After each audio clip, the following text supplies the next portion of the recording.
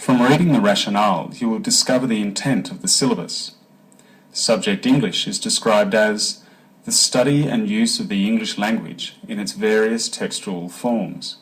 The rationale highlights the importance of the processes of responding and composing and describes the intent of the syllabus. Objectives provide specific statements of the intention of the syllabus. They amplify the aim and provide direction to teachers. This is the table of outcomes and objectives. It represents a continuum of learning from K to 10. The table is an important guide to navigating the objectives and outcomes across stages and modes. The knowledge, understanding and skills objectives work to ground and organise the outcomes.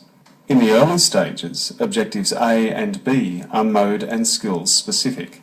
Primary teachers will notice the new modes of viewing and representing. The spelling and grammar outcomes are multimodal in nature. As the continuum of learning progresses in objectives A and B, the outcomes broaden to incorporate all the modes and skills. This means that spelling content is embedded in outcome EN4 2A. In objective B stage 3, the modes and skills outcomes broaden and become multimodal. For early stage 1 to stage 2, there are two outcomes for speaking and listening, reading and viewing, and writing and representing. Notice that the paired outcomes originate from different objectives.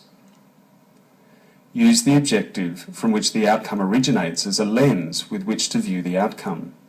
This means that you would teach aspects from the paired outcomes simultaneously.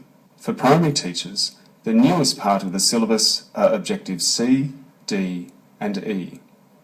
These outcomes are multimodal and are based upon the process of responding and composing.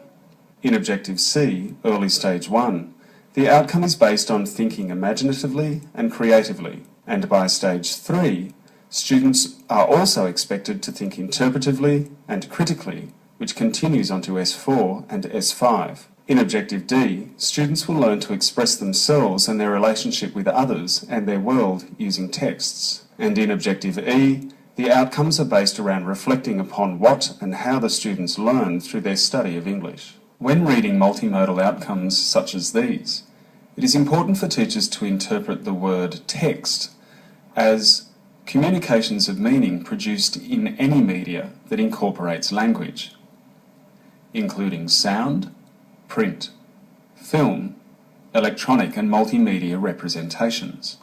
A new aspect of the English K-10 syllabus is that for the first time primary teachers now have text requirements.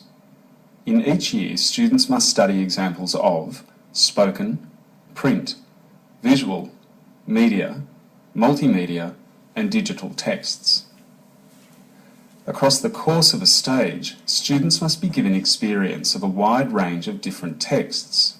The syllabus classifies texts into three main types: imaginative, informative, and persuasive.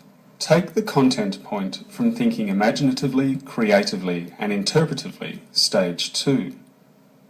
When interpreting content such as this, teachers need to plan for the three types of texts, but also for the many different forms, such as spoken, print, visual, and digital texts. The glossary provides a shared language for the teaching of subject English K-10. Teachers and students now have a common